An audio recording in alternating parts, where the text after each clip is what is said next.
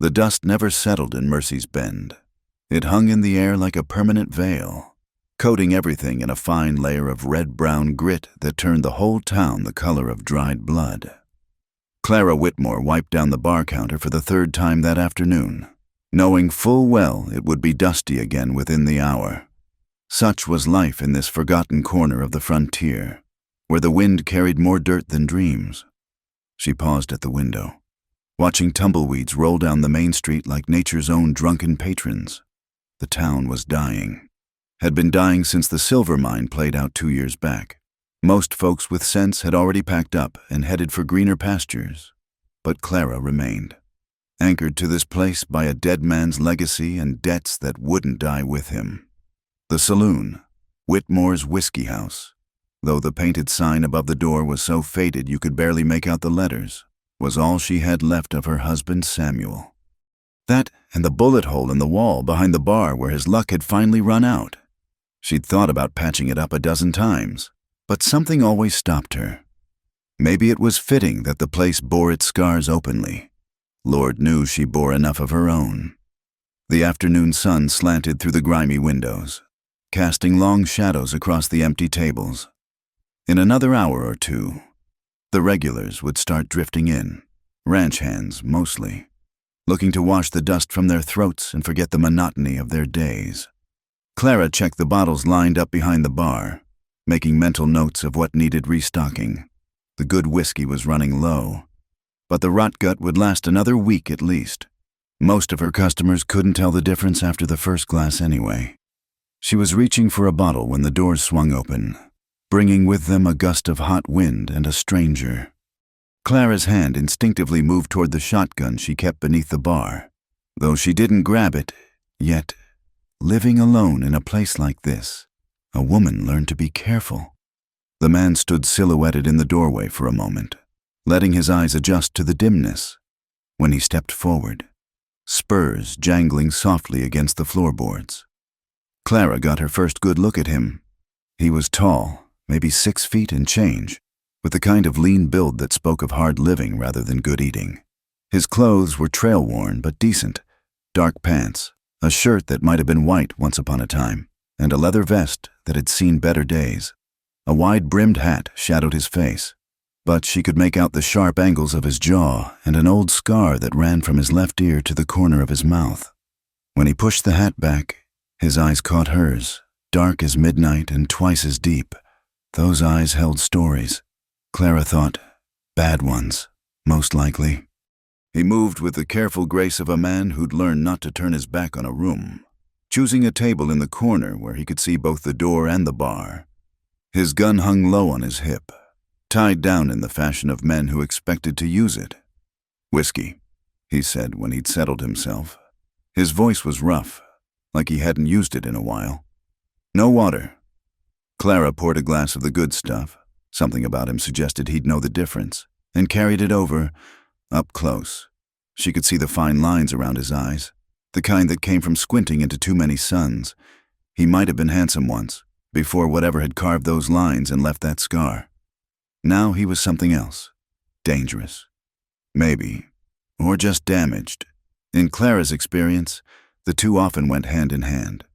"2 bits," she said, setting the glass down. He dropped a silver dollar on the table without looking at it. "Keep 'em coming." Clara pocketed the dollar and returned to the bar, conscious of his eyes following her. She'd grown used to men's stares. A woman running a saloon alone attracted attention. Not all of it welcome, but this was different. His gaze wasn't lustful or calculating. It was assessing, like he was taking her measure, filing away details for some future reference. She busied herself with unnecessary tasks, polishing glasses that were already clean, straightening bottles that didn't need straightening. But she found her own gaze drawn back to the stranger. He drank slowly, methodically, his eyes never leaving the door. Whatever he was running from, and men like him were always running from something, he expected it to catch up eventually. The afternoon wore on. A few regulars drifted in, greeting Clara with familiar nods and carefully not looking at the stranger in the corner. Word would spread fast. Strangers were rare in Mercy's Bend, and dangerous-looking strangers were news. By tomorrow, half the town would have invented stories about who he was and what he'd done. Clara refilled his glass twice more, each time met with the same silence. It wasn't until his fourth whiskey that he finally spoke again. "You run this place alone?" The question caught her off guard.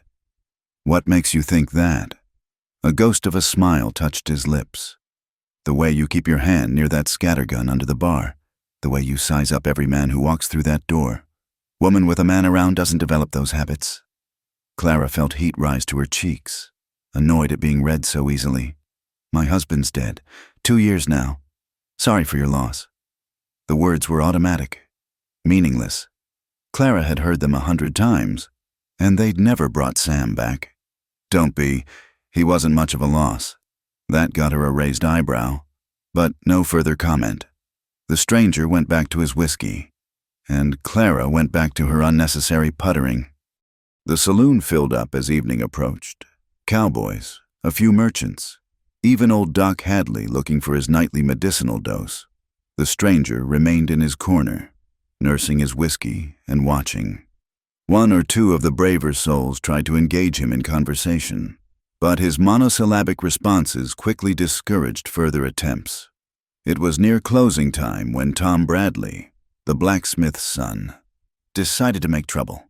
Tom was young, stupid, and mean, a dangerous combination in any era. He'd been sweet on Clara before Sam died, and seemed to think widowhood had put her back on the market. "Clara, honey," he slurred, leaning heavily on the bar. "Why don't you close up early tonight? We could have us some private time." "Go home, Tom. You've had enough." "Aw, come on now. Lonely woman like you must get powerful lonesome. I could keep you company." Clara's hand found the shotgun. "I said go home." Tom laughed. An ugly sound. "What, you gonna shoot me? You ain't got the sand for it.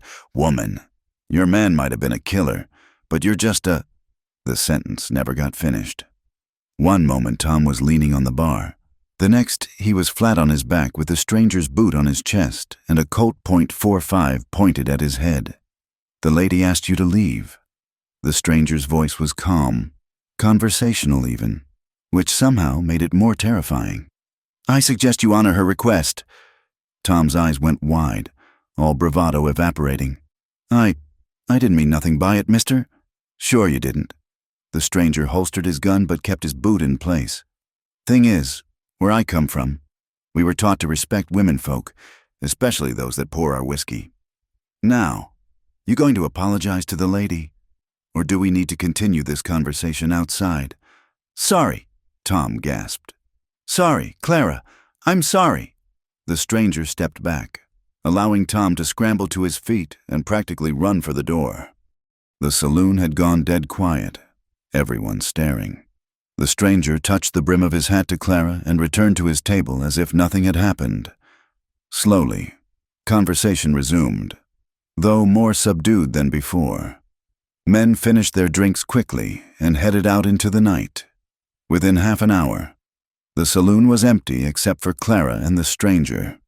"You didn't have to do that," Clara said, though she was grateful he had. He shrugged.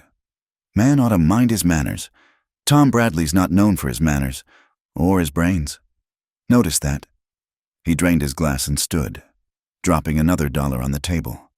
"What time do you open tomorrow?" "Noon, though I don't recommend making a habit of coming here. Tom's got brothers, and they're not much smarter than he is." That ghost smile returned. "Lady, I've been dealing with stupid men and their brothers my whole life. Name's Jack, by the way. Jack Callahan. Clara Whitmore." He touched his hat brim again. "Pleasure to make your acquaintance. Mrs. Whitmore. I'll see you tomorrow." He was gone before Clara could respond, leaving her alone with her thoughts and the echo of spurs on floorboards. She locked up mechanically, her mind elsewhere. In 2 years of running the saloon alone, she'd dealt with her share of drunks and troublemakers. She'd never needed anyone's help before, had never wanted it. So why did the thought of Jack Callahan walking back through her doors tomorrow make her pulse quicken? Clara climbed the stairs to her room above the saloon, pausing at the window that overlooked the main street. In the moonlight, she could see a figure walking toward the boarding house at the edge of town. He moved with that same careful grace, alert even in the seeming safety of night. Jack Callahan. Even the name sounded like trouble. Men didn't develop eyes like that from leading peaceful lives. Men didn't handle guns like that unless they'd had plenty of practice. And men didn't drift into dying towns like Mercy's Bend unless they were running from something, or toward something worse. Clara knew she should bar the doors tomorrow. Tell him to find another place to drink. Every instinct Sam had beaten into her screamed danger. But as she lay in her narrow bed, staring at the ceiling and listening to the wind howl through the eaves, she found herself thinking about Midnight Eyes and the way he'd said Lady Whiskey, like it was a title worth having. For the first time in 2 years, Clara Whitmore fell asleep thinking about something other than the past, and for the first time in 2 years, her dreams weren't filled with the sound of gunfire and the smell of blood. They were filled with whiskey and shadows, and a stranger who moved like a ghost through both, true to his word. Jack Callahan walked through the saloon doors at noon the next day. Clara had been watching for him, though she'd never admit it. She'd even worn her better dress, the blue one that brought out her eyes, a foolishness she regretted the moment she'd fastened the buttons.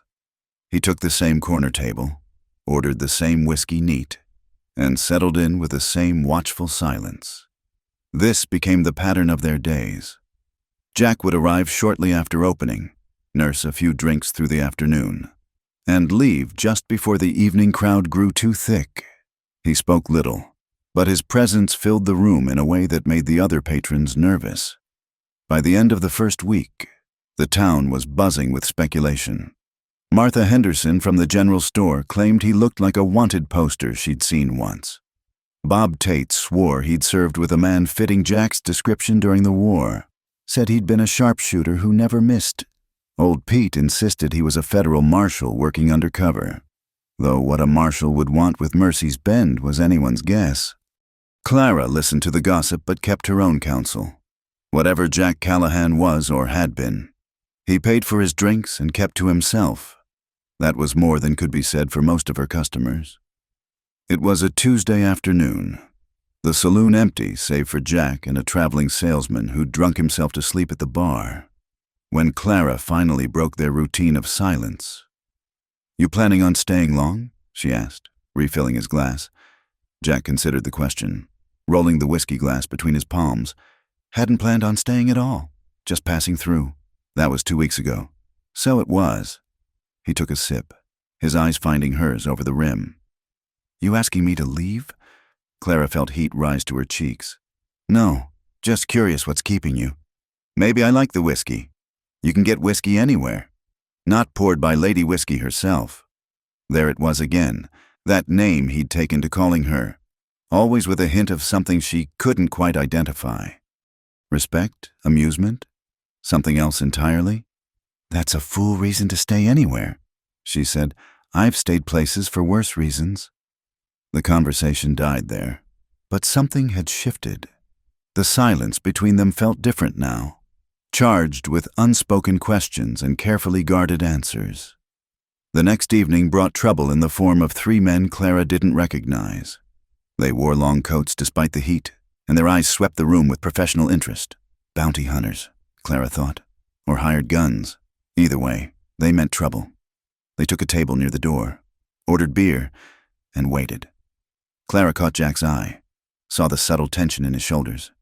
He'd noticed them too, looking for someone. The tallest of the 3 announced to the room at large. Man about 6 foot, dark hair, scar on his face. Goes by the name of Crow sometimes. Jonas Crow. Anybody seen him? The saloon went quiet. Every eye turned to Jack, who continued drinking as if he hadn't heard.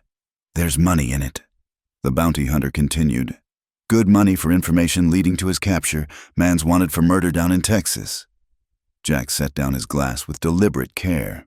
"Murder's a strong word. Friend." The bounty hunters turned as one, hands moving to their guns. "Jonas Crow. Name's Callahan. Jack Callahan." "Sure it is." The tall one smiled, showing too many teeth. "Why don't you come with us peaceful-like? Save everybody a mess. Can't do that. Haven't finished my drink." Clara's hand found the shotgun, though she wasn't sure what good it would do against 3 armed men. The salesman at the bar stirred, mumbled something, and went back to sleep. The rest of the patrons were frozen, waiting for the violence they could all feel coming. "Tell you what," Jack said conversationally. "Why don't you boys finish your beers and ride on? Nobody wants bloodshed here." "Except maybe you. Crow. Heard you got a taste for it.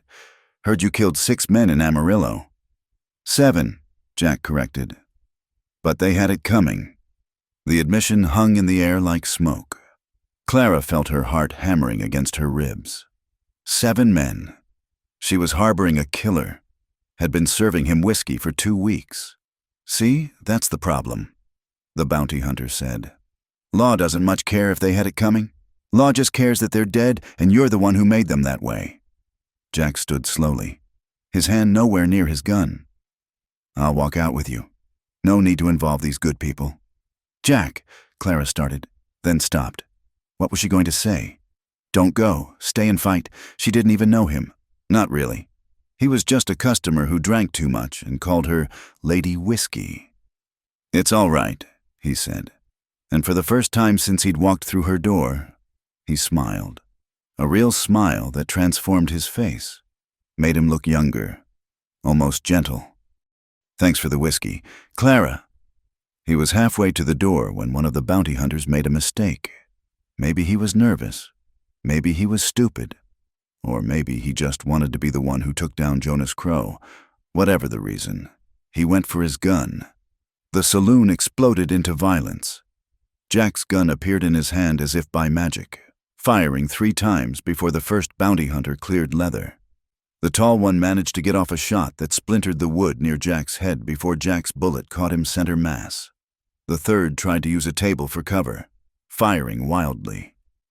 Clara dropped behind the bar as bullets shattered bottles above her head. The air filled with the smell of gunpowder and spilled whiskey. She heard men screaming, furniture breaking, the thunder of guns in an enclosed space. Then, as suddenly as it started, it was over. Clara peered over the bar. 2 of the bounty hunters were dead, the third clutching a shoulder wound and moaning.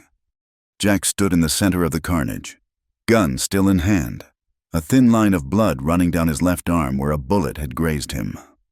"Get out," he told the wounded man. "Tell whoever sent you that Jonas Crow died in Amarillo. Jack Callahan's just a drifter who likes his whiskey." The man scrambled to his feet and ran, leaving his dead companions behind. The saloon patrons who hadn't fled during the gunfight stared at Jack with a mixture of fear and awe. He holstered his gun and walked back to his table as if nothing had happened. "Sorry about the mess," he said to Clara. "I'll pay for the damages." Clara found her voice. "You're hit." He glanced at his arm. "Just a scratch. Sit down. I'll get bandages." "Clara, sit down." To her surprise, he obeyed. Clara fetched her medical supplies and began cleaning the wound, trying not to think about how many men those hands had killed. 7 in Amarillo. 2 more tonight. "How many others?" "You should leave town," she said quietly. "They'll send more." "Probably." He winced as she applied whiskey to the wound. "Medicinal purposes. This time. Been leaving towns my whole life. Getting tired of it. Getting tired of living? Sometimes." He caught her hand, stilling her ministrations. "Why'd you call out my name? During the fight. Could have gotten you killed." Clara hadn't realized she'd done it. "I don't know. I do." His thumb traced a circle on her wrist, gentle despite the calluses. "Same reason I've been sitting in this saloon for 2 weeks instead of moving on like I should." Clara pulled her hand away, confused by the heat spreading through her at his touch. You don't know me. Don't know what I've done." "We've all done things. Clara, question is whether we let them define us." She finished bandaging his arm in silence, then helped him drag the bodies out back. Sheriff Dawson would need to be notified, paperwork filed. But Dawson was old and lazy, and dead bounty hunters weren't likely to inspire much investigation. as they stood in the alley behind the saloon, looking down at the covered bodies. Jack spoke again. "I'll be gone by morning. It's not safe for you, me being here. Where will you go?" "Wherever the wind takes me, always been that way." Clara surprised herself by saying, "Stay."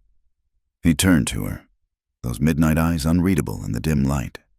"Clara, just stay for a drink. A proper one. Not that rot gut I serve the others. I've got a bottle of real Kentucky bourbon hidden away." Back inside, she locked the doors and hung the closed sign. Let the town gossip. She was tired of caring what they thought. She retrieved the bourbon from its hiding place, Sam's last bottle, the one he'd been saving for a special occasion that never came. They sat at the bar, not his usual corner table, and drank in companionable silence. The good bourbon burned smooth, nothing like the harsh whiskey she usually served. Clara found herself studying Jack's profile in the lamplight, the way the shadows played across his scarred face. "Tell me about Amarillo," she said. He was quiet for so long she thought he wouldn't answer. Then, there was a woman, Mexican girl named Rosa, sweet, innocent, too good for a place like Amarillo. She served drinks in a cantina there. Reminded me of you a little. Same strength, hiding behind a pretty face. Clara said nothing, letting him tell it in his own time. 7 cowboys took a liking to her. Wouldn't take no for an answer. When her brother tried to protect her, they beat him to death in the street. When Rosa went to the law, they laughed at her, said a Mexican whore should be grateful for the attention.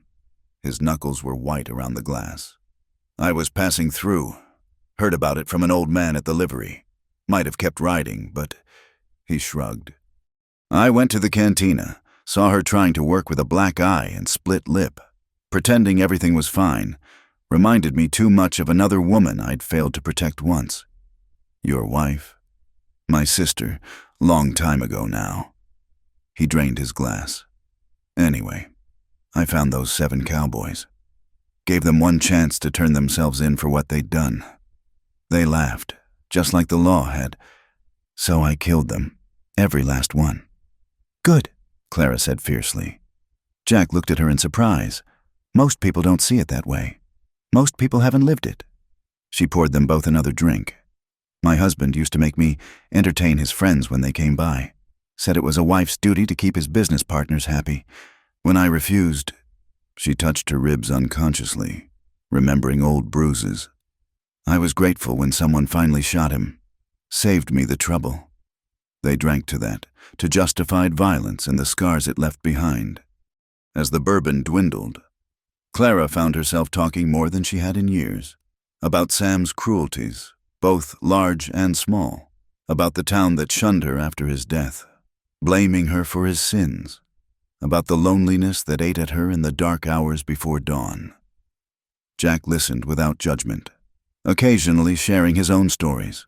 A childhood spent drifting after his parents died, years as a cavalry scout, then a lawman, then a gun for hire, always moving, always alone, until alone was all he knew how to be. The bottle was nearly empty when Clara realized she was leaning against his shoulder. When had that happened? She should pull away, maintain proper distance. Instead, she turned her face up to his. "Stay," she said again. "Not forever, just tonight. I'm so tired of being alone." He cupped her face gently, thumb tracing her cheekbone. "Clara, you don't want this. I'm no good for anybody. Ask any of those dead men." "I'm not asking them, I'm asking you." He kissed her then, soft and careful, like he was afraid she might break. Clara made a frustrated sound and deepened the kiss, pouring all her loneliness and need into it. She didn't want gentle. She wanted to feel something other than the numbness that had settled over her life like dust. But Jack pulled back, pressing his forehead to hers. "Not like this. Not when you're full of bourbon and gratitude. You deserve better than that. What if I don't want better? What if I just want you?" "Then you're a fool," he said sadly. "I bring nothing but death and sorrow. Clara, it follows me like a shadow. Stay away from me, for your own good." He left then, disappearing into the night before she could protest. Clara sat alone at the bar, surrounded by empty glasses and the ghosts of might-have-beens. Outside, the wind howled through the streets of Mercy's Bend, carrying dust and broken dreams in equal measure. When morning came, Jack Callahan was gone. His room at the boarding house stood empty. No trace he'd ever been there except for a $20 gold piece on the pillow, more than enough to cover the damages to the saloon. Clara went through the motions of opening, serving drinks to men who whispered about the gunfight and watched her with new wariness. She smiled and poured and pretended everything was normal, even as her eyes kept drifting to the empty corner table. 3 days later, just when she'd convinced herself he was really gone, Jack Callahan walked back through her doors. "Whiskey," he said, taking his usual seat. "No water." Clara's hands trembled as she poured, but her voice was steady. "Thought you were leaving." "I did. Made it all the way to Cedar Ridge." He accepted the glass, his fingers brushing hers. "Turns out I'm a fool, too. Jack, still not safe. Me being here? Probably never will be. But I'm tired of running from everything good in my life just because it might end badly." "Everything ends badly. Eventually. Doesn't mean it ain't worth having." Clara felt something loosen in her chest, a knot she hadn't realized was there.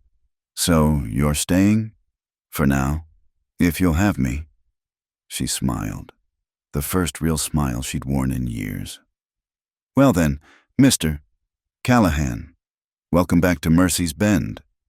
That night, after the saloon closed, she poured them both whiskey, the good stuff again, and they sat together in comfortable silence. No promises were made, no declarations of love or forever. But when Clara's hand found his across the scarred wood of the bar, he squeezed it gently and didn't let go. It wasn't much, but for 2 damaged souls in a dying town, it was enough. It was a beginning. The morning Jack fixed the loose shingle on the saloon's roof. Clara knew things had changed. She'd mentioned it offhandedly the night before, how the wind caught it just right and kept her awake. She hadn't expected him to show up at dawn with a hammer and nails borrowed from somewhere. Certainly hadn't expected him to scale the roof like he belonged there. "You don't have to do that," she called up to him, shading her eyes against the early sun. "Wind kept me up too," he replied, which was probably a lie. His room at the boarding house was clear across town. By the time the saloon opened, he'd fixed not just the one shingle but 6 others that were coming loose. When Clara tried to pay him, he waved her off. "Just protecting my investment. Can't have my favorite saloon falling apart." It became a pattern. Little things at first. A squeaky hinge oiled. A broken chair leg repaired. Firewood chopped and stacked beside the back door. He never asked, never made a show of it. Clara would just discover things fixed, improved, tended to with careful hands. The town noticed. Of course. In a place like Mercy's Bend, everything was noticed, dissected, and discussed at length. The whispers started almost immediately. "That gunslinger's getting mighty comfortable at the Whitmore place," Ida Patterson observed to her quilting circle. "Shameful, is what it is." Agnes Murphy agreed. Woman's barely cold in her widowhood and already taking up with killers. But there were other voices too, quieter ones. Doc Hadley mentioned how Jack had helped him carry medical supplies up his stairs. The widow Chen whispered that he'd run off 3 cowboys who were hassling her outside the dry goods store. Even Sheriff Dawson admitted the man was useful to have around, long as he keeps that gun holstered. Clara tried not to care what any of them thought, but old habits died hard. She'd spent 2 years as the town pariah, the gunrunner's widow who probably knew about her husband's crooked dealings all along. Some nights she still woke up to the memory of rocks hitting her windows, anonymous voices shouting that she should leave town like the trash she was. It was a Thursday evening when Henry Bradley decided to make his move. Tom's older brother was smarter than his sibling, but twice as mean. He waited until the saloon was full, until Jack was in his usual corner with his usual whiskey, before making his entrance with 4 friends. "Heard you put hands on my brother," Henry announced, his voice carrying over the suddenly quiet room. Jack didn't look up from his glass. "Your brother was disrespecting a lady. I encouraged him to reconsider." "That right?" Well, I'm thinking you need to reconsider your welcome in this town. We don't need your kind here. My kind. Now Jack did look up, and Clara saw several men step back from the quiet menace in his eyes. What kind would that be? Killers? Drifters? Men who prey on grieving widows? Clara felt heat flood her face. Before she could think, she was moving, stepping between Henry and Jack's table. Nobody's preying on anyone. Henry Bradley. And if you've got a problem with who drinks in my establishment, you can take your business elsewhere. Henry's face darkened. Now see here, Clara, Mrs. Whitmore, she corrected sharply. And I'll thank you to remember whose roof you're under. This is my saloon, my rules. Jack Callahan is welcome here as long as he wants to be. Even knowing what he is, what he's done. Especially knowing that. Clara lifted her chin, meeting the stares of every man in the room. Any of you have a problem with that? There's the door. Use it. The silence stretched taut as a bowstring. Clara's heart hammered, but she held her ground. She'd bent and bowed and scraped for 2 years, trying to earn back the town's good opinion. She was done with that now. You're making a mistake, Henry said finally. This ain't over. Yes, Jack said quietly, standing with that dangerous grace. It is. Henry's hand twitched toward his gun, then thought better of it. He'd seen what happened to the bounty hunters. Instead, he spat on the floor. Clara would make him pay for that later, and stormed out, his friends trailing behind. Conversation slowly resumed, though Clara caught more than a few speculative glances thrown her way. She returned to the bar on shaking legs, pouring herself a rare drink. Jack appeared at the bar a moment later. You shouldn't have done that, he said quietly. Done what? Run my own business how I see fit? Made yourself a target. Henry Bradley's not the forgiving type. Clara knocked back the whiskey in one burn. Neither am I. Not anymore. Something shifted in Jack's expression. Surprise, maybe, or approval. You're full of surprises. Lady Whiskey. Good. I'd hate to be predictable. That night, after closing, Jack lingered instead of heading straight back to the boarding house. They sat at the bar, sharing a bottle and comfortable silence. Clara found herself telling him about the months after Sam's death, the cold shoulders and cruel whispers, the way she'd gradually become invisible in her own town. Why stay? Jack asked. Why not start fresh somewhere else?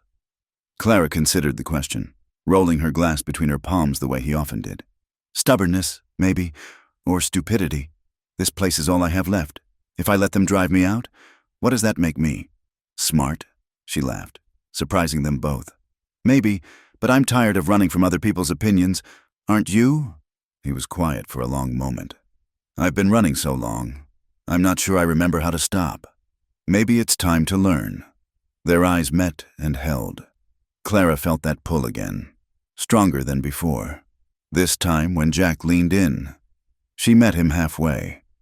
The kiss was different from that bourbon-soaked night, slower, more deliberate, full of promise rather than desperation. When they broke apart, Clara's hands were shaking. Jack! I know, he said. I know all the reasons this is a bad idea, just can't seem to make myself care anymore.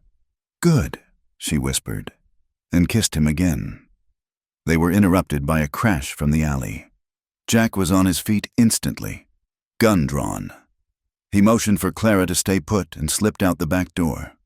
She counted 10 heartbeats before following, grabbing the shotgun on her way. The alley was dark, but she could make out shapes.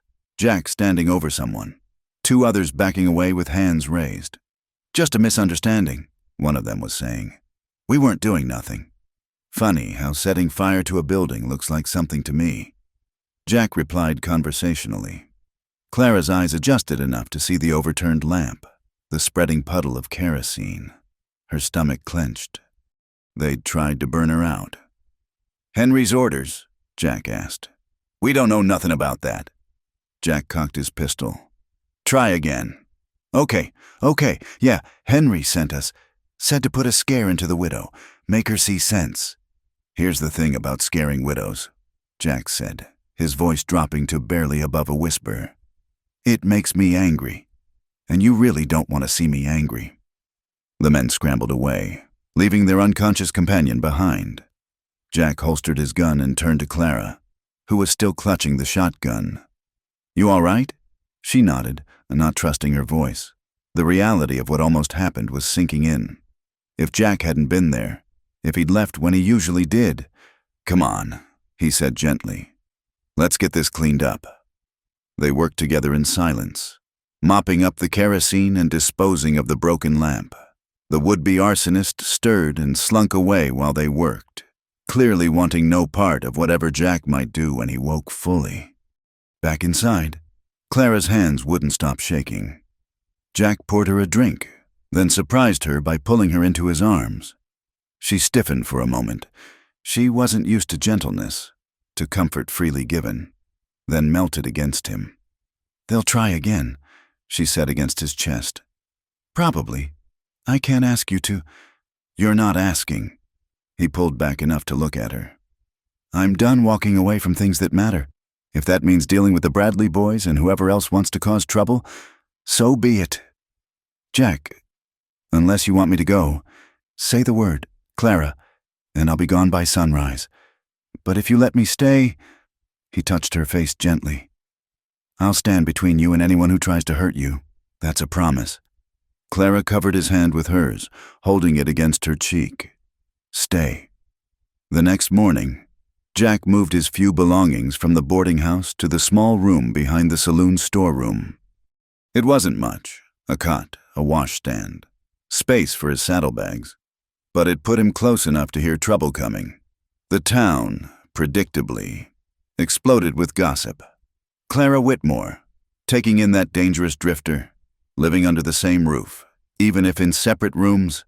Scandalous, shameful, shocking. But something else happened too. The first night Jack officially took up residence, old Pete brought over an apple pie his wife had made.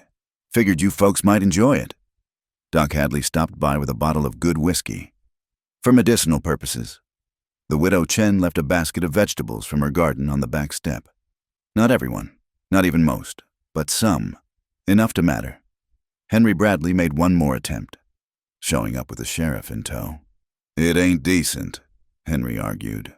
"Unmarried folks living under the same roof. There's laws about such things." Sheriff Dawson, who'd clearly been dragged along unwillingly, sighed. "Henry, the man's renting a room. Lots of establishments have live-in help." "He ain't help. He's a killer." "A killer who's been keeping the peace better than I have lately," Dawson replied dryly. "Unless Mr. Callahan breaks an actual law, I've got no cause to run him off." Henry's face went purple. "This ain't over." "It better be," the sheriff warned. "I catch wind of any more midnight visits to Mrs. Whitmore's property, and I'll be looking at arson charges. That clear?" After they left, Clara found Jack out back, splitting wood with mechanical precision. Each swing of the axe was controlled, measured, like everything else he did. "Thank you," she said. He paused mid-swing. "For what?" "For staying, for standing up to them, for—" She gestured helplessly. "Everything." Jack set down the axe and crossed to her. "Clara, you've got it backwards. I should be thanking you." "For what? Bringing trouble to your door? Making you a target? For reminding me what it's like to give a damn about something?" He cupped her face in his calloused hands. "For giving me a reason to stop running." This time when they kissed, it was in broad daylight where anyone could see. Clara didn't care. Let them look. Let them gossip. She'd found something worth fighting for in this dying town, and she'd be damned if she'd let shame or fear take it from her. That night, as she listened to Jack moving around in his small room, Clara felt something she hadn't experienced in years. Hope. It was a dangerous thing. Hope. It made you vulnerable. Gave the world new ways to hurt you. But as she drifted off to sleep, listening to the familiar sounds of the saloon settling around her, Clara decided some things were worth the risk. Some people were worth the risk. And Jack Callahan, for all his shadows and scars, was definitely worth the risk. The night was unseasonably cool for late summer, a hint of autumn creeping into the desert wind. Clara sat at her usual spot behind the bar, polishing glasses that didn't need polishing, watching Jack work through his third whiskey of the evening. The saloon was quiet, just Doc Hadley nursing a beer in the corner and two ranch hands playing half-hearted poker near the window. It had been 3 weeks since Jack moved in. 3 weeks of careful dancing around each other, of stolen kisses and lingering glances, of a deepening connection neither quite knew how to name. The town had mostly settled into grudging acceptance, though Clara still caught the occasional glare or muttered comment when she ventured out for supplies. "You're quieter than usual tonight," she observed, moving to refill Jack's glass. He caught her wrist gently, stilling the motion. "Leave the bottle." Clara raised an eyebrow, but complied, setting the whiskey down within reach. Something was eating at him. She'd learned to read his moods by now, the subtle shifts in posture that indicated trouble brewing beneath his calm surface. "If there's something you need to tell me." "In a bit." His thumb traced circles on her wrist. "When we're alone." The ranch hands left first, tossing coins on their table and tipping their hats to Clara. Doc Hadley lingered another hour, seemingly lost in thought, before finally shuffling out into the night. Clara locked the door behind him and turned to find Jack still at his table, the whiskey bottle noticeably lighter. "I know that look," she said, settling into the chair across from him. "That's you're about to share something I won't like look." "Despite everything," he smiled. "Already know me that well? Well enough?" She reached for his hand. "Whatever it is, just say it. The wondering is worse than the knowing." Jack turned her hand over, studying her palm as if the lines there might hold answers. "You asked once why I came to Mercy's Bend. Said I was just passing through, but that wasn't entirely true." Clara's stomach tightened, but she kept her voice steady. "Oh, I was tracking someone, a man named Levi Morrison." The name came out bitter, weighted with old anger. "He used to run with a gang down near the border, Comancheros, mostly. Men who'd sell their own mothers for profit. They'd raid settlements, take whatever they could carry, sell the rest to whoever paid best." "You were hunting him." "For 3 years." Jack poured another drink but didn't touch it, just stared at the amber liquid. "See, Levi and his boys hid a homestead outside Fort Griffin. Small place, nothing worth stealing, really. Just a family trying to scratch out a living." Clara squeezed his hand, already dreading where this was heading. "My sister Sarah had married a year before, moved out there with her husband. They had a baby, little girl named Emma." His voice went flat, emotionless in that way that meant too much emotion to let any through. "I was supposed to visit for Emma's first birthday. Got delayed by a week chasing bounties." "Jack."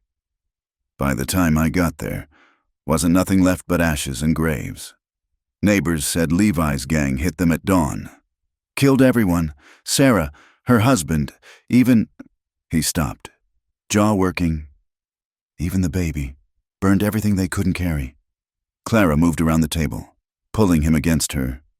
He was rigid at first, holding himself apart from comfort, but gradually relaxed into her embrace. "I buried them best I could." He continued against her shoulder. "Then I started hunting. Took me 6 months to track down most of the gang. Levi, though, he was always one step ahead. Ghost in the wind. Until I heard rumors he was heading this way." "Is he here? In Mercy's Bend?" Jack pulled back, meeting her eyes. "No, but he's close. Maybe a day's ride south. Holed up with some new associates. I've been waiting, watching, trying to figure out his next move." Clara absorbed this, pieces falling into place. His constant vigilance, the way he studied every stranger who came through town, the tension that never quite left his shoulders. "You're going after him." "I have to." "When?" "Soon. Maybe tomorrow.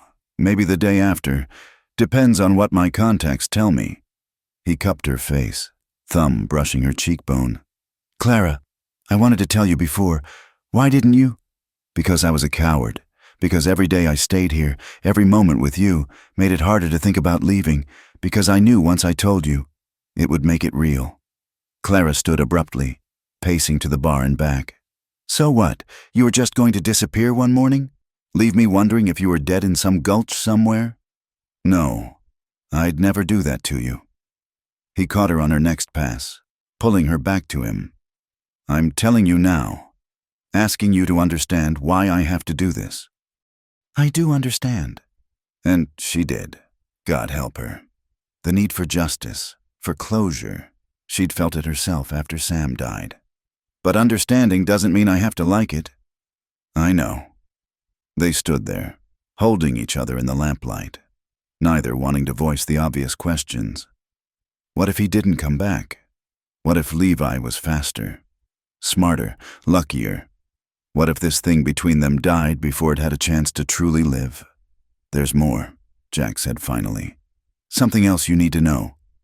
Clara pulled back to look at him. More than you hunting the man who killed your family. The 7 men in Amarillo, they weren't the first I'd killed, not by a long shot. I've been living by the gun since I was 17. Clara, first in the war, then as a lawman, then, he shrugged, then as whatever I am now. Point is, I've got a lot of blood on my hands, more than any good woman should have to overlook. Good woman, Clara repeated with a bitter laugh. Jack, haven't you been paying attention? I'm the town pariah, the gunrunner's widow, the woman who probably knew what her husband was doing all along. You didn't know? No, but I suspected, saw things, heard things, chose to look away because it was easier than facing the truth. That make me any better than you? She touched his face, feeling the stubble beneath her palm. We're both damaged goods. Jack Callahan, maybe that's why this works. This? Whatever this is between us. He kissed her then, deep and desperate, like he was trying to memorize the taste of her. When they broke apart, both breathing hard, Clara made a decision. Come upstairs, she said. Jack's eyes widened slightly. Clara, don't give me reasons why we shouldn't. Don't tell me about tomorrow or danger or propriety. Just come upstairs. She led him through the back hall and up the narrow stairs to her room. It wasn't much, a brass bed with a faded quilt, a washstand, a small wardrobe, but it was hers, the only space in the world that truly belonged to her. Jack stood in the doorway, uncertain. Are you sure? Instead of answering, Clara began unbuttoning her dress. Her hands shook slightly, but her gaze was steady. I'm tired of being alone. Jack, tired of being afraid. If you're riding out tomorrow to maybe get yourself killed, then I want tonight. I want something real to hold on to when you're gone. He crossed to her in 2 strides, stilling her hands. If we do this, it changes things. Things need changing. She looked up at him, letting him see everything, the loneliness, the want, the growing feelings she didn't quite have words for yet. Unless you don't want. He silenced her with a kiss, gentler this time, reverent. I want. God help me. Clara, I want you more than I've wanted anything in years. They came together slowly, carefully, like they had all the time in the world instead of possibly just this one night. Jack's hands were gentle as they helped her with the buttons, reverent as they mapped the curves beneath. Clara had expected urgency, the desperate coupling of 2 people racing against time. Instead, he touched her like she was something precious, something worth savoring. You're shaking, he murmured against her throat. It's been a long time, and never... She stopped, embarrassed. Never like this. Never because I wanted to. Jack pulled back to look at her, understanding darkening his eyes. Clara, if you need to stop... No. She pulled him back down. No, I need this. Need you. Just be patient with me. He was infinitely patient, infinitely gentle, until Clara's nervousness melted into need. When they finally came together, it was with a rightness that stole her breath. This was what she'd been missing all those years. Not just the physical joining, but the emotional connection, the feeling of being truly seen and wanted for herself. Afterward, they lay tangled in her narrow bed, Clara's head on Jack's chest, listening to his heartbeat. Outside, a coyote howled in the distance, answered by another. The sound usually made her feel lonely. Tonight, it just reminded her how vast the world was beyond Mercy's Bend. "Tell me about her," she said quietly. "Sarah, tell me what she was like." Jack's arm tightened around her. "You sure? I want to know. Want to understand the woman who shaped you into who you are." So he told her about the little girl who'd followed him everywhere, convinced her big brother hung the moon, about teaching her to ride, to shoot, to stand up for herself in a world that didn't much value women's opinions, about her laugh, her stubborn streak, her gift for seeing the good in everyone, even him. "She would have liked you," he said finally. "Would have admired your strength, your refusal to let this town break you. I almost let it," Clara admitted.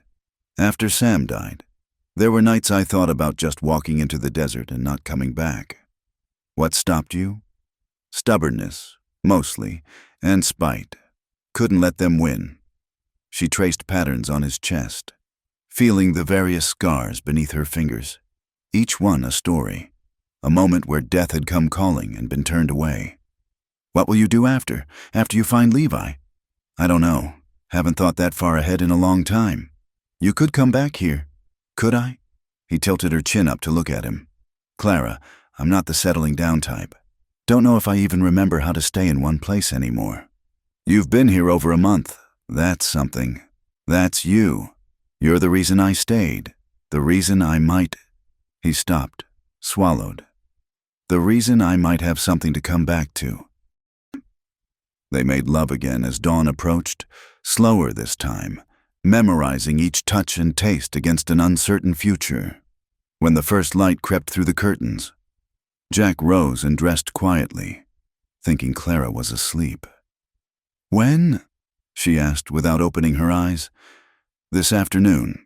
Probably. Need to check with my contact first, make sure Levi hasn't moved on."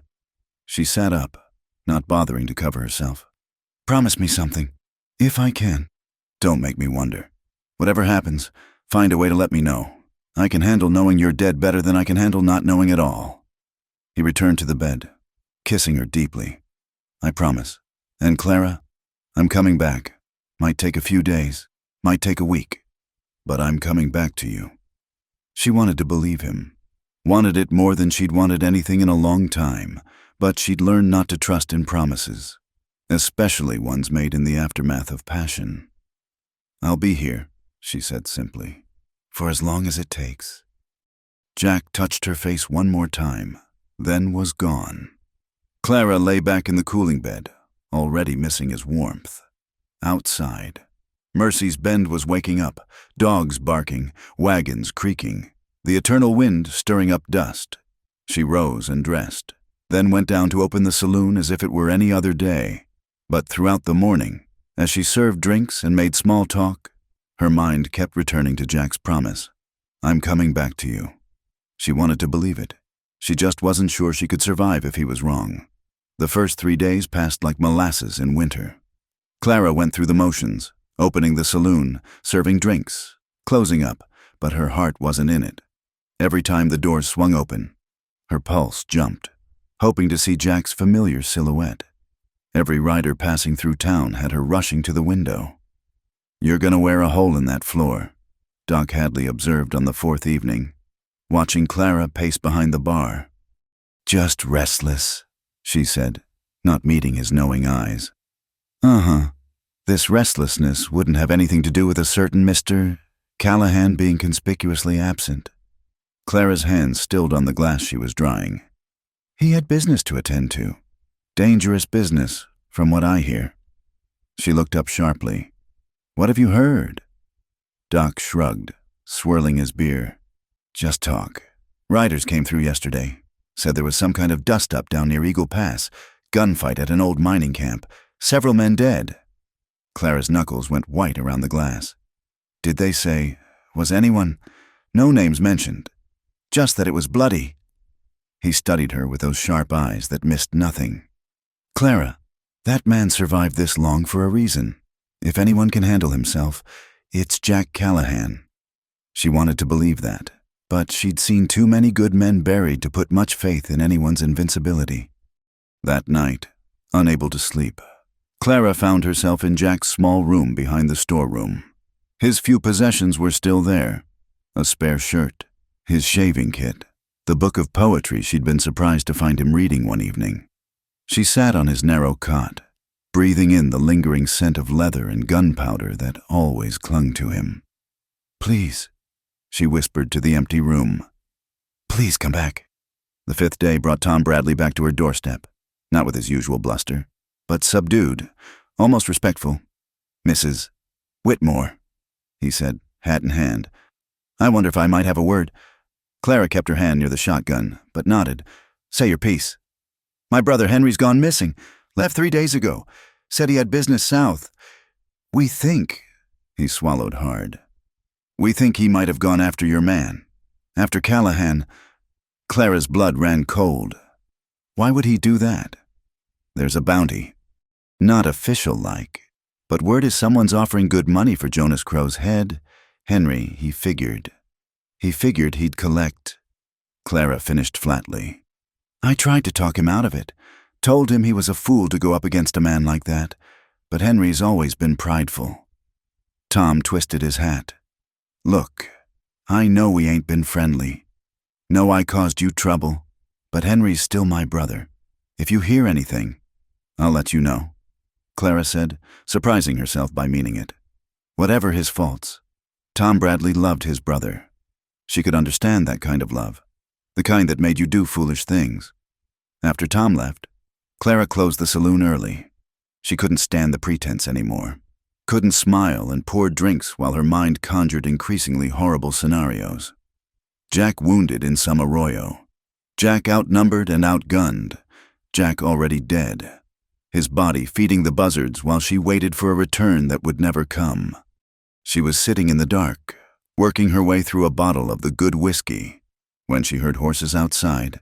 Multiple horses, moving fast. Clara grabbed the shotgun and moved to the window. Peering through a gap in the curtains, 3 riders had stopped in front of the saloon. In the moonlight, she could make out Henry Bradley slumped in his saddle, one arm hanging useless. The other 2 riders were supporting him, keeping him from falling. Clara threw open the door. "What happened?" One of the riders, she recognized him as Henry's friend Dale, looked up with frightened eyes. "He's shot up bad. Ma'am, didn't know where else to go. Doc Hadley's passed out drunk, and—" "Bring him in," Clara said, already moving to clear a table. "Careful now." They carried Henry inside, laying him on the table, in the lamplight. Clara could see the damage, at least 2 bullet wounds, one in the shoulder and another in his side. He was pale as death, breathing shallow. "Who did this?" she asked, though she suspected she knew. "Weren't your man," Dale said quickly. "Henry never even got close to him. We run into Levi Morrison's gang about 10 miles south. They didn't take kindly to us being in their territory." Clara's hands stilled. "Morrison's gang? You're sure?" "Henry tried to tell them he was hunting Crow. Thought they might help. They laughed. Said Crow was their business, and we'd best ride on if we knew what was good for us." Dale swallowed hard. "Henry, fool that he is, pushed the matter. They shot him for his trouble." Clara worked mechanically, using the medical knowledge she'd picked up over the years to clean and bandage Henry's wounds. The shoulder wound was clean, through and through. The one in his side was worse. The bullet still lodged deep. "He needs a real doctor," she said. "This is beyond what I can do. Doc won't be sober till morning," Dale said desperately. "Can you keep him alive that long?" Clara looked down at Henry Bradley, the man who'd threatened her, tried to burn her out, made her life miserable for weeks. She could turn him away, let him reap what he'd sown. It would be justice of a sort. Instead, she rolled up her sleeves. "Get me more water, clean cloth, and whiskey, the clear stuff from behind the bar." They worked through the night, Clara doing her best to keep Henry stable. Sometime near dawn, his eyes fluttered open, focusing on her with difficulty. "Why?" he croaked. "Because I'm not you," Clara said simply. "Now shut up and try not to die. Your brother would never forgive me." Henry managed a weak laugh that turned into a cough. "Callahan, He's walking into a trap. Morrison knows he's coming. Has maybe dozen men waiting. Clara's heart stopped. How do you know this? Heard them talking, laughing about it. Said Crow thought he was hunting. Didn't know he was the prey. She stood abruptly, mind racing.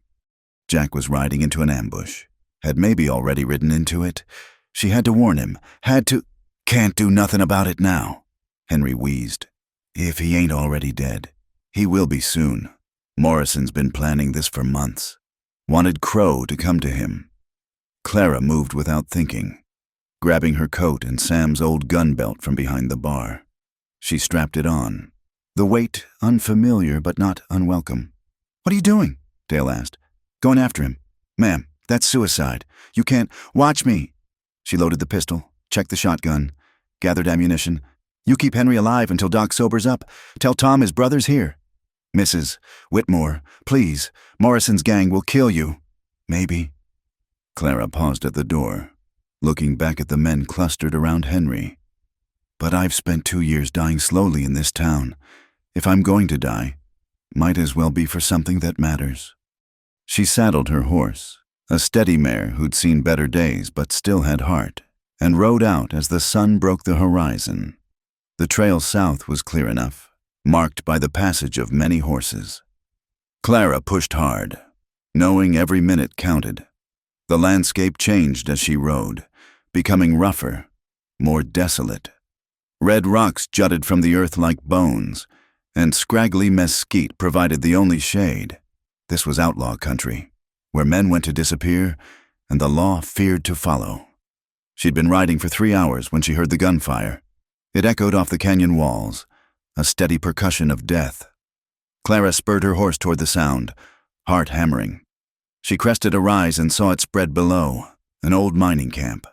Little more than a collection of ruined buildings and played-out dreams.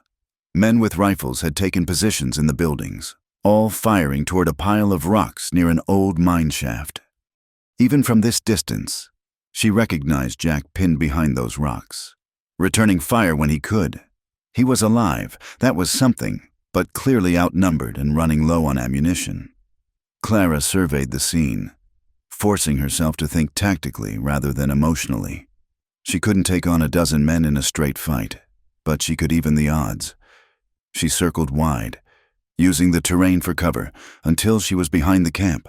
Most of Morrison's men were focused on Jack, leaving their rear guard light. Clara dismounted, approaching on foot with the shotgun ready. The first man never knew she was there. She clubbed him with the stock of the shotgun, dropping him unconscious. The second turned at the sound, eyes widening in surprise at seeing a woman. That surprise cost him as Clara's shotgun blast took him in the chest. Now she had their attention. Men turned from their positions, confused by this new threat. Clara dove behind an overturned wagon as bullets splintered wood around her. "It's that Saloon woman!" someone shouted. "What the hell is she doing here?" The distraction was all Jack needed. His guns roared, dropping 2 men who'd foolishly stood to get a better look at Clara. The neat crossfire suddenly became chaos as Morrison's men tried to cover 2 directions at once. Clara reloaded, fired, moved. She'd never been in a real gunfight before, but desperation and rage made up for inexperience. These men had tried to kill Jack, had laid a trap for him like he was some animal. They'd learned that cornered animals were the most dangerous. A bullet creased her arm, burning like fire. Another tugged at her skirt. But Clara kept fighting, kept moving, drawing fire away from Jack and giving him room to work. Then she saw him, Levi Morrison himself, recognizable from the wanted posters. He was trying to flank Jack's position, moving through the shadows with a rifle. Clara didn't think, just acted. The pistol bucked in her hand once, twice. Morrison stumbled, clutching his side, then raised his rifle toward her. Jack's shot took him between the eyes. Morrison fell backward, dead before he hit the ground. Their leader gone. The remaining men broke and ran, spurring their horses in all directions. In minutes, the camp was quiet except for the moans of the wounded. Clara stood on shaking legs, hardly believing she was still alive. Then Jack was there, catching her as her knees buckled. "What the hell were you thinking?" he demanded, even as he checked her for wounds. "You could have been killed. So could you." She touched his face, assuring herself he was real. "Henry Bradley warned me it was a trap. I couldn't just sit and wait." "Clara."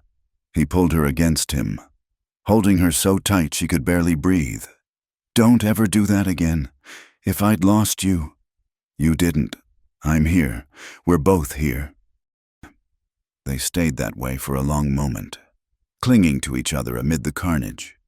Finally, Jack pulled back to examine her wounded arm. "It's not bad," Clara said. "Just a graze. Still needs tending." He tore a strip from his shirt, binding the wound with gentle hands. "Can you ride?" "Yes, but Jack, it's over. Morrison's dead." He looked toward the body, his expression unreadable. "Yeah, it's over. 3 years of hunting, and it's finally over." "How do you feel?" Jack considered the question, still holding her. "Empty. Thought there'd be more satisfaction in it. Thought it would bring some kind of peace. But Sarah's still gone. Her family's still dead. All I've done is add more bodies to the count." "You got justice for them. That matters." "Does it?" He touched her face, thumb brushing away a tear she hadn't realized had fallen. "Know what matters more? You're alive. You came after me, risked everything, and somehow we both survived. That feels more like justice than all the killing I've done." They gathered what they could.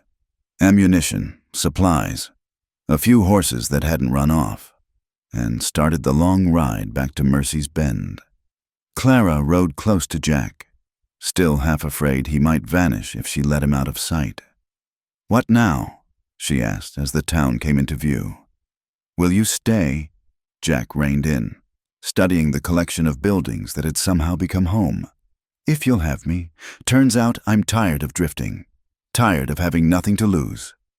He looked at her, and for the first time since she'd known him, his smile reached his eyes. "Besides, someone needs to keep the Bradley boys in line, and fix that loose board in the storeroom, and make sure no one gives Lady Whiskey any trouble." "Is that all?" "No." He leaned over, kissing her softly. "Someone needs to love you the way you deserve. Might as well be me." Clara's heart swelled. "Might as well," she agreed, trying for casual and failing entirely. They rode into town together, bloodied and trail-worn, but alive. People stared, whispered, pointed. Tomorrow the whole town would be talking about how Clara Whitmore had ridden off to save her gunslinger. Let them talk, Clara thought. She had more important things to worry about, like how to convince Jack that the room behind the storeroom was too small, that maybe he should move upstairs permanent-like how to build a life with a man who'd spent so long dealing death, like how to believe in second chances when life had taught her to expect only endings. But as Jack helped her down from her horse, his hands lingering at her waist, Clara decided those were problems for tomorrow. Today, they were alive. They were together. And in a hard world that didn't guarantee either, that was miracle enough. "Welcome home," she said, and meant it. Jack's smile was answer enough. Sheriff Dawson was waiting for them at the saloon, his weathered face grave. "Heard you two stirred up some trouble down south." "Morrison drew first," Jack said simply, helping Clara down from her horse. "Self-defense. That's what Dale said. Also said Mrs. Whitmore here rode into a gunfight alone." The sheriff's eyes moved to Clara, taking in her bloodied sleeve and torn dress. "That was mighty foolish, ma'am." "Maybe," Clara said, chin lifting. "But I'm not in the habit of letting the people I care about face danger alone." Something in Dawson's expression softened. "No, I don't suppose you are. Well, Morrison was wanted dead or alive in 3 territories. Far as I'm concerned, you did the law a favor." He touched his hat brim. "I'll need statements from both of you tomorrow. Tonight, get some rest. You've earned it." After he left, Clara found herself suddenly exhausted, the events of the day catching up in a rush.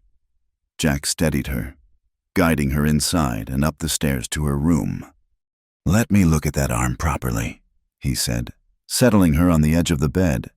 Clara watched him work, gentle despite the calluses, careful despite hands more accustomed to violence than tenderness. The graze was indeed minor, but he cleaned it thoroughly, wrapped it with clean bandages from her medical supplies. "You're good at this," she observed. "Had plenty of practice patching myself up over the years." He tied off the bandage, but didn't move away. "Clara, we need to talk about what happened today. If you're going to lecture me about riding into danger, I'm going to thank you." That stopped her short. Jack cupped her face, forcing her to meet his eyes. "What you did was brave and foolish and absolutely terrifying, and it saved my life. But Clara, I need you to promise me something." "What?" "Don't die for me. I've had too many people die because of me. I couldn't bear adding you to that list." Clara covered his hands with hers. "Then don't give me a reason to—" "No more hunting ghosts, no more vengeance quests. Just stay. I told you I would. I know what you said, but saying and doing are different things.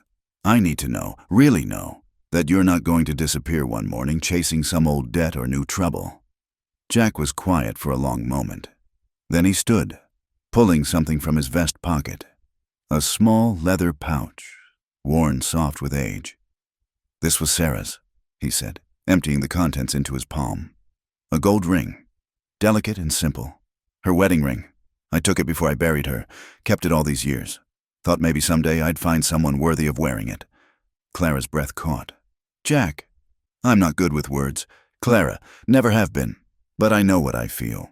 Know that for the first time in years, I want something more than the next sunset. I want a life with you." He took her hand, sliding the ring onto her finger.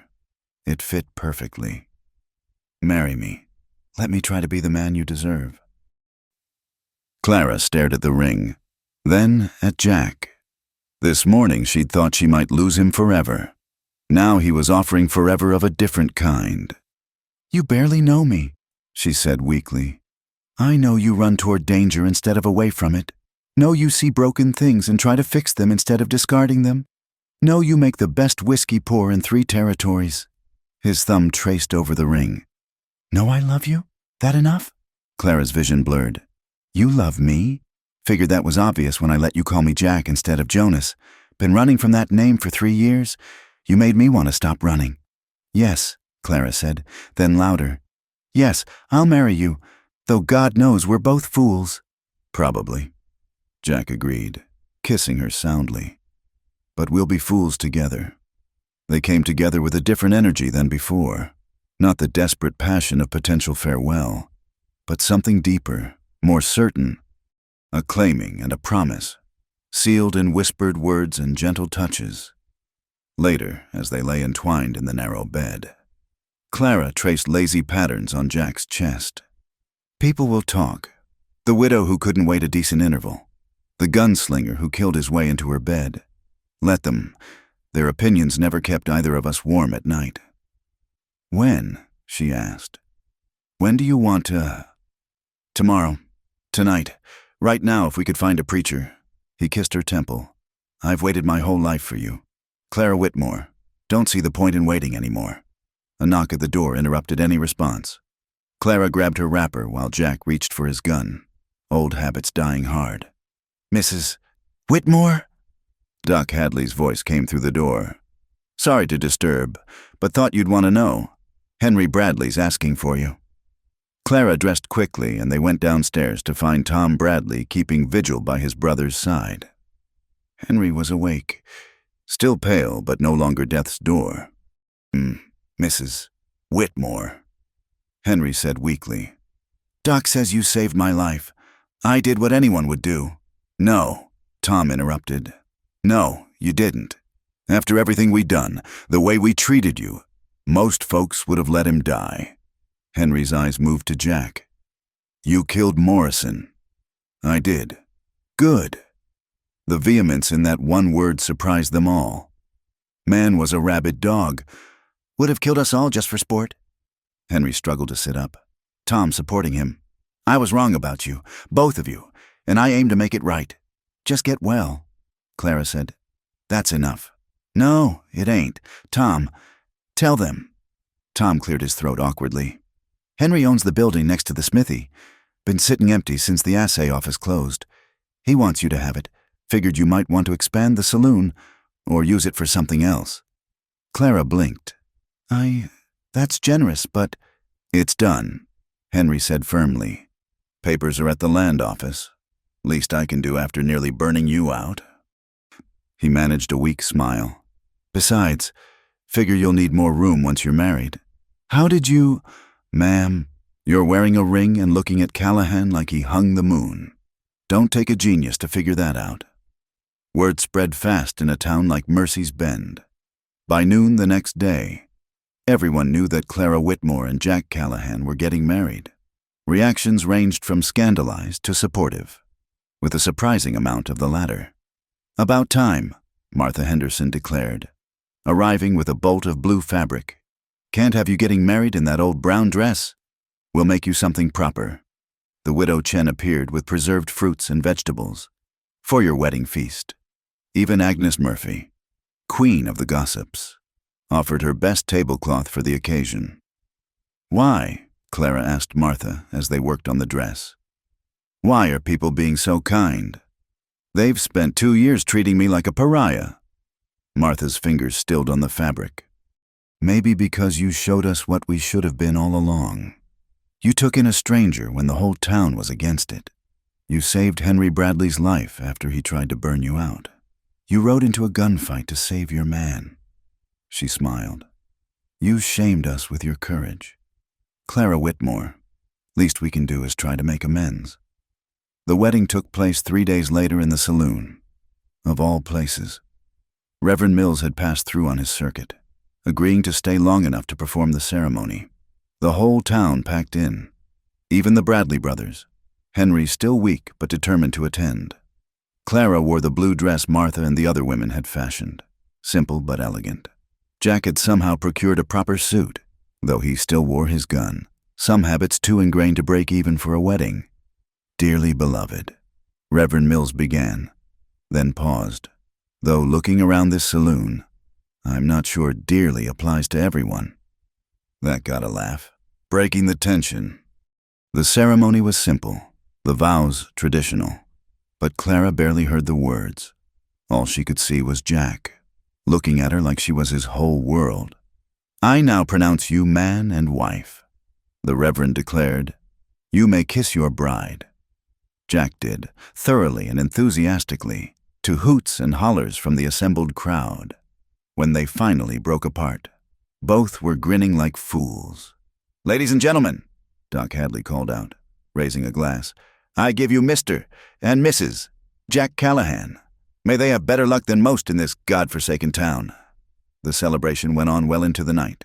Whiskey flowed freely, Clara's gift to the town, and for once, the saloon rang with laughter instead of the usual morose drinking. Even Henry Bradley, propped in a chair, raised a glass to the newlyweds. Never thought I'd say this, he told Jack. But I'm glad you didn't die. Town needs men like you, men who stand for something. Just standing for her, Jack replied, his arm around Clara. That's something worth standing for. As the evening wound down, Clara and Jack slipped away, climbing the stairs to what was now their room. The narrow bed had been replaced with a larger one, a wedding gift from the town, organized by Martha Henderson. Happy? Jack asked, pulling Clara into his arms. More than I thought possible, she admitted. Though I still can't believe this is real, that you're real. I'm real, this is real, and I'm not going anywhere. He kissed her softly. You're stuck with me now. Mrs. Callahan, good thing I like a challenge. They made love slowly, savoring the knowledge that they had time now. No more stolen moments, no more uncertainty. Just the two of them, building something together in this unlikely place. Outside, a desert storm was building, lightning flickering on the horizon. But inside, Clara felt only warmth and safety. She'd found her shelter from the storm, and his name was Jack Callahan. I love you, she whispered against his chest. Love you too, Lady Whiskey. more than words can say. The storm broke sometime near dawn, rain drumming on the roof and washing the dust from Mercy's Bend. Clara woke to the sound, Jack's arms still around her, his ring on her finger, for the first time in years. The morning felt like a beginning instead of just another day to endure. She had a husband who loved her, a town that was finally accepting her, and a future that held more promise than pain. It wasn't a fairy tale ending. This was still the frontier, still a hard land that demanded hard people. There would be challenges, setbacks, probably more violence before all was said and done. But as Jack stirred beside her, mumbling her name in his sleep, Clara knew she wouldn't face any of it alone. They'd found each other in this desolate place, two damaged souls who'd learned to heal together. And that, she thought, was its own kind of miracle. Thunder rolled across the desert, but Clara just snuggled closer to her husband and let the storm rage. She was home, truly home, for the first time in her life, and she was never letting go. 3 months of quiet had made them careless. 3 months of waking up together, of shared meals and whispered conversations, of building something that felt dangerously like normal life. Clara had even started planning what to do with Henry's building, maybe a small hotel, giving travelers somewhere decent to stay. It was a Tuesday afternoon, the saloon half empty, when the strangers rode in. 4 men, dust-covered and hard-eyed, tying their horses with the practiced efficiency of those who might need to leave quickly. Clara felt Jack tense beside her where he'd been helping repair a broken table leg. "Trouble?" she asked quietly. "Maybe. Don't recognize them. But—" He straightened slowly, hand drifting toward his gun. "Stay behind the bar." The men entered with the kind of swagger that meant nothing good. The leader, tall, scarred, with cold gray eyes, surveyed the room before his gaze settled on Jack. Well, Jonas Crow. Been looking for you." "Name's Callahan," Jack said evenly. "Jonas Crow died in Amarillo." The man laughed, an ugly sound. "Sure he did. Just like my brother Levi died in a fair fight." His hand rested on his pistol. "My name's Cole Morrison. You killed my brother." Clara's blood ran cold. Another ghost from Jack's past, another debt come due. She eased toward the shotgun, but Cole's eyes tracked the movement. "Wouldn't do that. Ma'am, my boys are jumpy. Hate for this to get messier than necessary." He focused back on Jack. "You and me got business. Crow. Question is whether we settle it civilized-like, or whether this whole town burns." "What do you want?" Jack asked. "Justice. Blood for blood. You face me. Fair fight.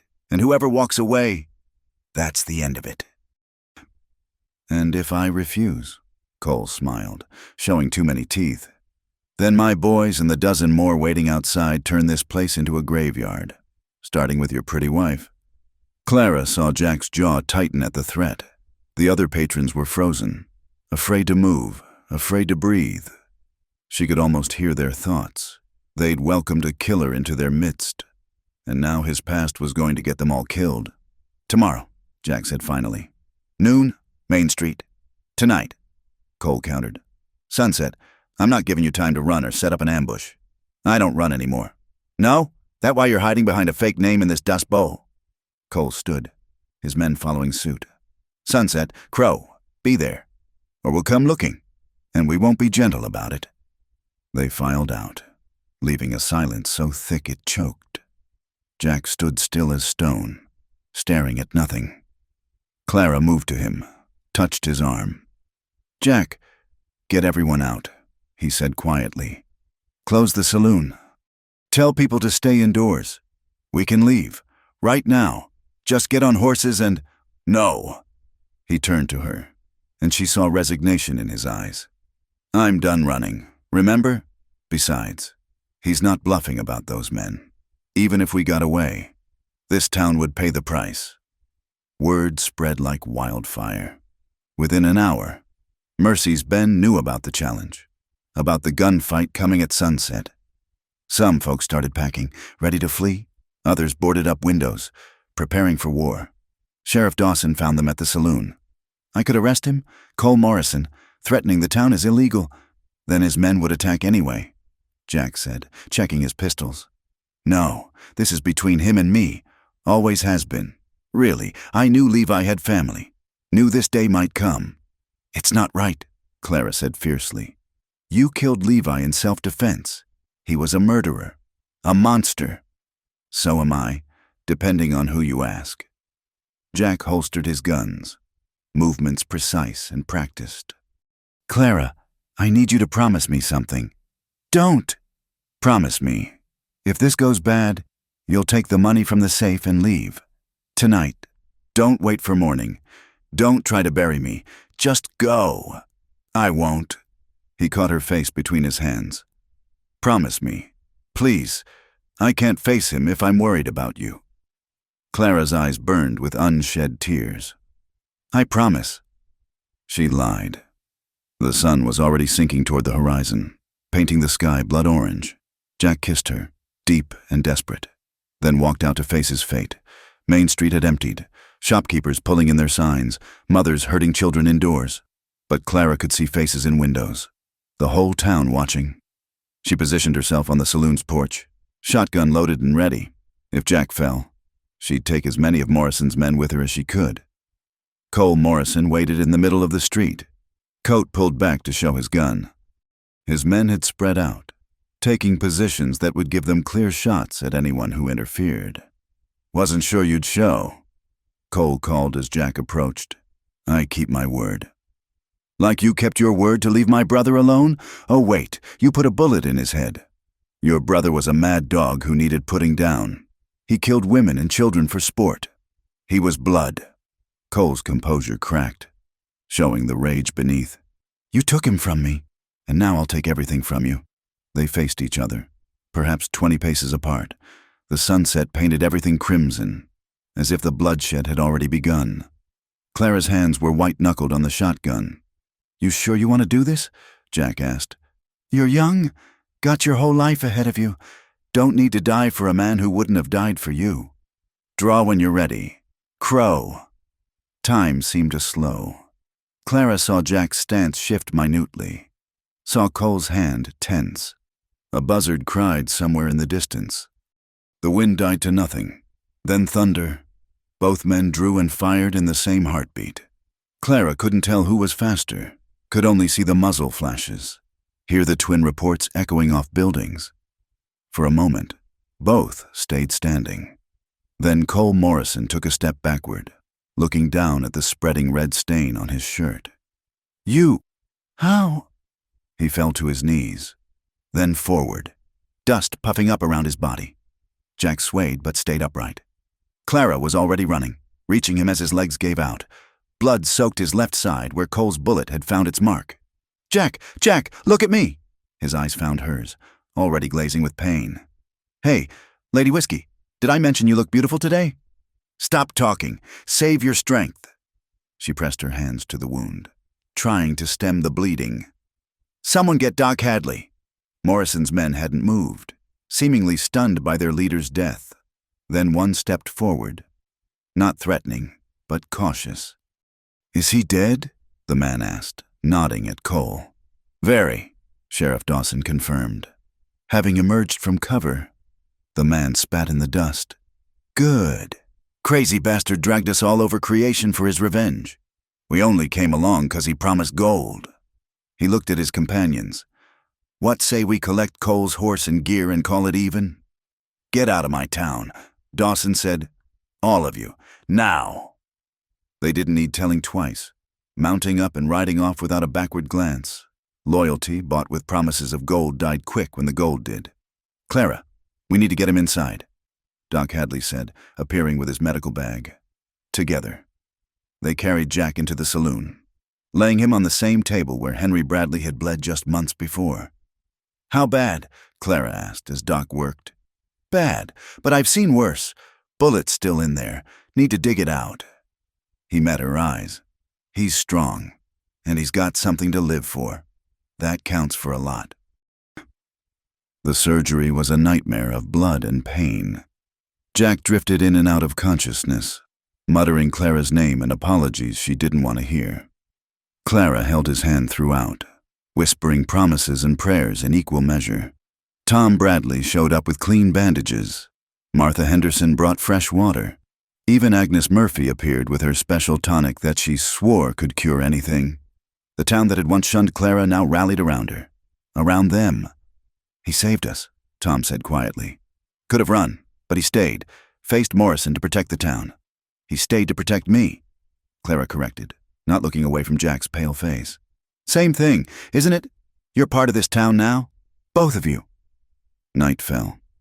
Doc finished his work, the bullet extracted and the wound cleaned and stitched. "Now we wait," he said. "If he makes it through the night, he's got a chance." Clara refused to leave Jack's side. She pulled a chair close, holding his hand, talking to fill the silence. She told him about her plans for the new building, about the life they were going to build together, about the children they might have someday. Anything to keep him tethered to this world. "You promised," she whispered as the moon rose. "You promised you were done running, so don't run from me now. Stay. Fight!" Around midnight, his fever broke. His eyes opened, focusing on her with difficulty. "Clara, I'm here." She squeezed his hand, tears flowing freely. "I'm right here. Did I get him?" "Yes, it's over. Really over this time." He managed a weak smile. "Good. Hate to have gotten shot for nothing." His thumb brushed over her knuckles. "Sorry I scared you. Don't ever do it again." "I'll try. Though trouble does seem to find me. Then we'll face it together. No more standing alone." Doc checked on them at dawn, proclaimed Jack likely to live if infection didn't set in. The news spread quickly, and by the time the saloon opened, Clara refused to close. Said Jack would want business as usual. A steady stream of visitors came by. "Never thought I'd say this," Henry Bradley said, still recovering from his own wounds. "But I'm glad you're too stubborn to die. Callahan, takes one to know one," Jack replied weakly. Sheriff Dawson stopped by with unexpected news. "Got a telegram from the marshal's office. Seems there was a bounty on Cole Morrison. He'd killed 2 deputies last year. Bounty's yours if you want it." Jack looked at Clara. "What do you think? Could use the money to fix up that new building properly. I think Lady Whiskey's hotel has a nice ring to it," she said. Recovery was slow. Jack chafed at being bedridden. Drove Clara half mad with his attempts to get up too soon. But gradually, steadily, he healed. The town healed too, in a way. The gunfight had reminded them how fragile peace was, how quickly violence could visit. But it had also shown them what courage looked like, what standing together meant. 6 weeks after the shooting, Jack was finally able to walk without support. He found Clara in their new building, sketching out plans for renovations. "It's going to be beautiful," he said, wrapping his arms around her from behind. "Think so?" "I know so. Everything you touch becomes beautiful." He kissed her neck. "Thank you." "For what?" "For saving me, not just from Morrison, but from the life I was living, drifting, alone, waiting to die. You gave me something to live for." Clara turned in his arms. "You gave me the same thing. We saved each other." They stood there, holding each other in the dusty space that would become their future. Outside. Mercy's Bend went about its business. Cowboys heading to work, shopkeepers opening their doors, life moving on as it always did. But for Clara and Jack Callahan, life wasn't just moving on. It was beginning, truly beginning, built on a foundation of blood and bullets, yes, but also trust and love and the kind of courage that faces down the past to claim the future. "No more ghosts?" Clara asked. "No more ghosts." Jack confirmed. "From here on out, we're writing our own story." And in a frontier town where stories usually ended in graveyards, that was the greatest miracle of all. Spring came early to Mercy's Bend that year, bringing wildflowers that painted the desert in unexpected colors. Clara stood on the porch of Callahan's Rest, the name they'd finally settled on for their hotel, watching the sunrise paint the mountains pink and gold. 6 months had passed since Cole Morrison's challenge. 6 months of building and healing and learning what peace felt like. "Coffee's ready," Jack called from inside. Clara smiled, returning to find him setting out breakfast in their private dining room. He moved easily now, only the slightest stiffness betraying the bullet wound that had nearly killed him. His gun still hung by the door. Old habits died hard, but they gathered dust more often than not these days. "Full house again last night," she said, accepting the steaming cup. "That cattle drive passing through filled every room." "Good. We'll need the money for those new windows you ordered. The hotel needs proper windows. Jack, not just boards and oilcloth." "I'm not complaining." He kissed her temple. "Just never thought I'd be discussing window purchases over breakfast. Life takes funny turns." It did indeed. The man who'd lived by the gun now spent his days fixing leaky roofs and greeting guests. The woman who'd been shunned by the town now had Martha Henderson over for tea twice a week. They'd built something neither had dared dream of. A normal life. Almost normal. "Anyway, Sheriff wants to talk to you today," Clara mentioned, spreading jam on a biscuit. "Something about making you a deputy." Jack raised an eyebrow. "Dawson's getting desperate if he wants me wearing a badge. He says you've got a reputation that keeps troublemakers in line. Might as well make it official." "I'll think about it." They were interrupted by commotion outside. Horses arriving fast. Voices raised in urgency. Jack was on his feet instantly, that old alertness returning. Through the window, they could see Sheriff Dawson dismounting along with several other men. "Callahan," Dawson called. "Need your help." Jack stepped onto the porch, Clara close behind. The sheriff looked grim, older than his years. "What's the trouble?" "Stage got hit about 10 miles north. Driver's dead. Passengers robbed. Young woman traveling alone is missing." Dawson met Jack's eyes. "We're forming a posse. Could use a man with your skills." Clara felt Jack tense beside her. This was what they'd both feared. The moment when the past would call him back to violence. But she also saw the murdered driver, the missing woman, the need for someone who could handle whatever came next. "Go," she said quietly. "They need you." Jack looked at her, searching her face. "Clara, I know, just come back to me." He kissed her quickly, then went inside for his guns. Watching him strap them on was like watching him put on an old skin, familiar, fitting perfectly, but somehow wrong for the man he'd become. "I'll gather supplies," Clara said, pushing aside her fears. This was who they were, people who helped, even when it cost them. Within an hour, the posse rode out. Clara watched from the hotel porch until they disappeared into the desert heat. Martha Henderson found her there an hour later, still watching. "He'll be fine," Martha said, though her voice lacked conviction. "Jack knows how to handle himself. That's what worries me." Clara admitted, "Every time he picks up those guns, I wonder if he'll remember why he put them down." The day dragged on. Clara tried to focus on running the hotel, but her mind kept wandering to Jack, to what he might be facing. The missing woman haunted her. Alone, afraid, at the mercy of men without conscience. She knew too well what that felt like. Near sunset, Tom Bradley burst through the door. "They're coming back! Saw the dust from the smithy!" Clara ran outside, heart pounding. The posse appeared slowly, riding tired horses. Jack was there, alive, whole, but his face was stone. Behind him, a young woman rode double with one of the deputies, clinging to him like a lifeline. "Found her," Dawson announced wearily. "Holed up in an old miner's shack. The men who took her." He shook his head. "Let's just say they won't be taking anyone else." Jack dismounted stiffly, and Clara saw the blood on his shirt. Not his own, from the look of it. His eyes were distant, focused on something only he could see. She'd seen that look before, in the days after he'd killed the bounty hunters in her saloon. "How many?" she asked quietly. "4. His voice was flat. "They didn't give us a choice." "I know."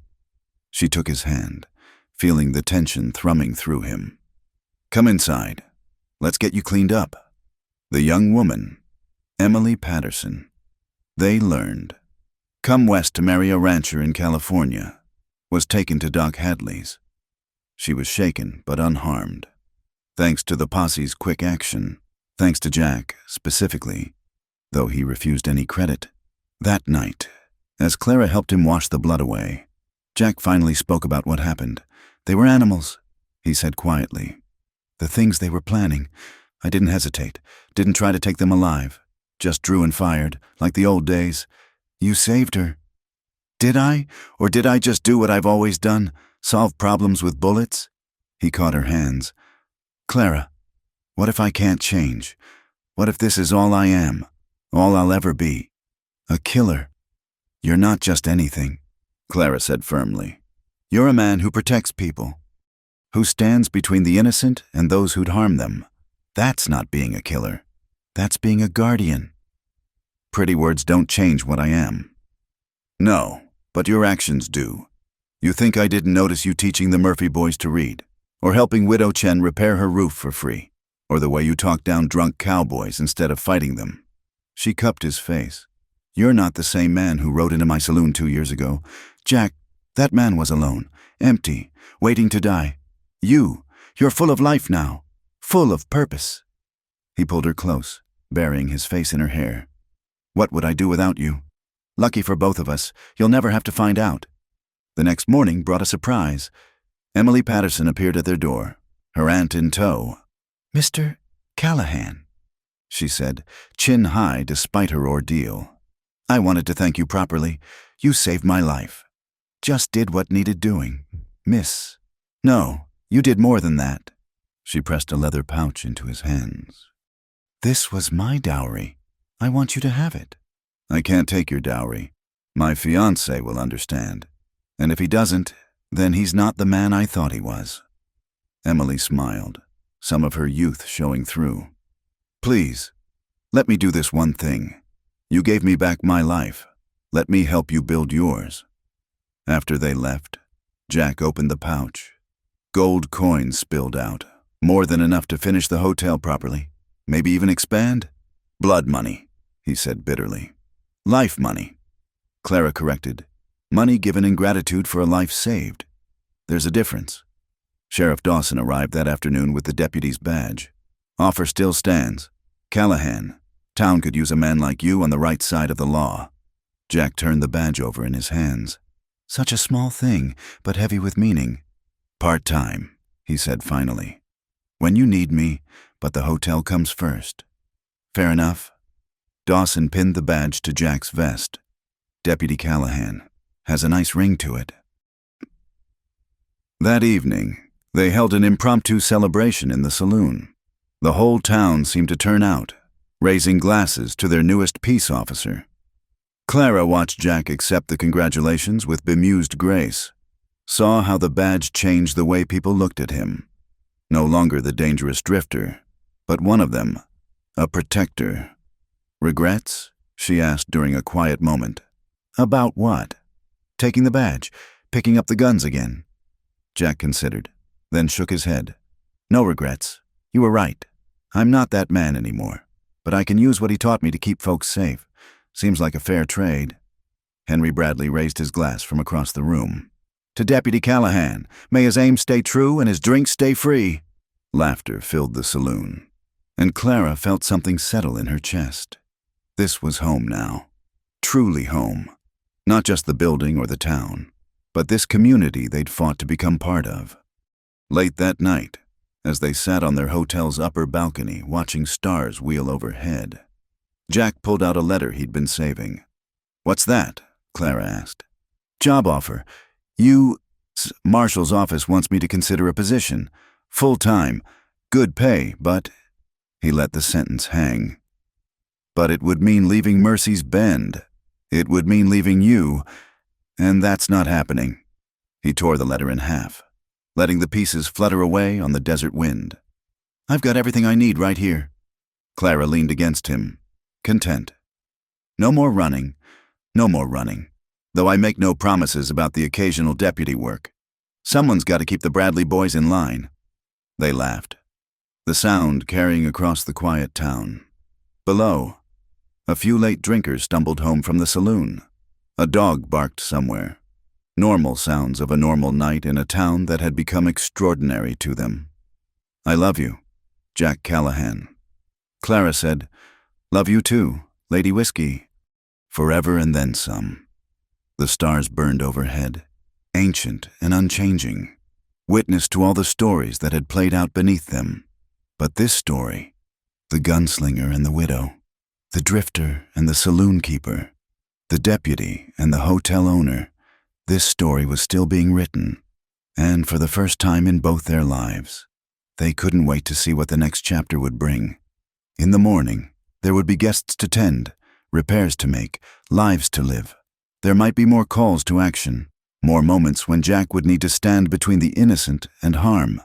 But there would also be quiet mornings over coffee, Martha's tea visits, evenings watching the sunset from their balcony. They'd found their peace in this unlikely place, carved out their happiness with stubborn determination and not a little bloodshed. It wasn't the life either had imagined, but it was theirs, and in the wild frontier where death came easy and happiness came hard. That was everything. As Clara drifted off to sleep in their bed, in their hotel, in their town, she smiled.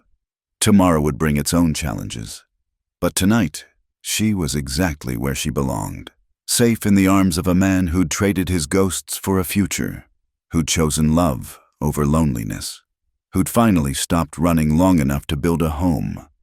Tonight, that was more than enough. Tonight, it was perfect.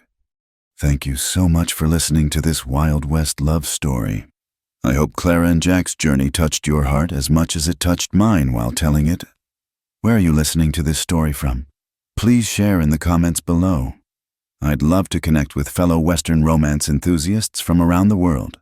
Don't forget to subscribe to the From Wild West channel for more tales of love, redemption, and adventure in the American frontier. What did you think of Clara and Jack's story? Share your thoughts below.